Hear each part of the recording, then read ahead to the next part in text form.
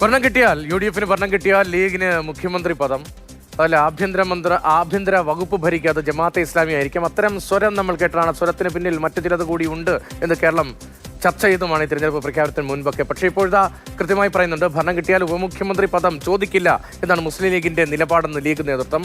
മുഖ്യമന്ത്രിയെ കോൺഗ്രസ് ഹൈക്കമാൻഡ് നിശ്ചയിക്കട്ടെ എന്നാണ് ലീഗിന്റെ. അക്കാര്യത്തിൽ ലീഗ് അഭിപ്രായം പറയാൻ ഇല്ല എന്നാണ് തങ്ങൾ ഇന്ന് വ്യക്തമാക്കുന്നത്. മാതൃഭൂമി ന്യൂസ് ഇലക്ഷൻ ബസ് യാത്രയിലായിരുന്നു ഈ വളരെ പ്രധാനപ്പെട്ട പ്രതികരണം ഉണ്ടായത്. കോൺഗ്രസ് ആരെയാണോ മുഖ്യമന്ത്രി ആക്കേണ്ടത്, ആരെയാണോ അവരുടെ, അതായത് കോൺഗ്രസ് ഹൈക്കമാൻഡാണ് തീരുമാനിക്കുന്നത്. ഹൈക്കമാൻഡ് ആരെ തീരുമാനിച്ചാലും മുസ്ലിം ലീഗ് അവരോടൊപ്പമാണ്. അതിൽ ചോയ്സ് ഇല്ല. ലീഗിന്റെ ഒരു ഉപമുഖ്യമന്ത്രി ഉണ്ടാവുമെന്നാണ് സ്വാഭാവികമായി അതിനോട് ചേർന്നുള്ള അടുത്ത ചോദ്യം. ഒരിക്കലും ലീഗ് അങ്ങനെ ആവശ്യപ്പെട്ടിട്ടില്ല, ആവശ്യപ്പെടുകയില്ല. പക്ഷെ ഒരുപാട് മുമ്പ് ഉണ്ടായിട്ടുണ്ട്.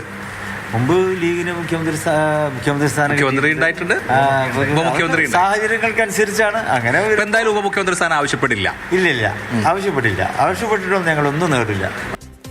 ഈ പ്രതികരണത്തോട് അടിവരയിടുന്നുണ്ട് PK കുഞ്ഞാലിക്കുട്ടി. തലമുതിർന്ന നേതാവും ആലങ്കാരിക പദവിയോട് ലീഗിന് താല്പര്യമില്ല എന്നാണ് PK കുഞ്ഞാലിക്കുട്ടിയുടെ പ്രതികരണം.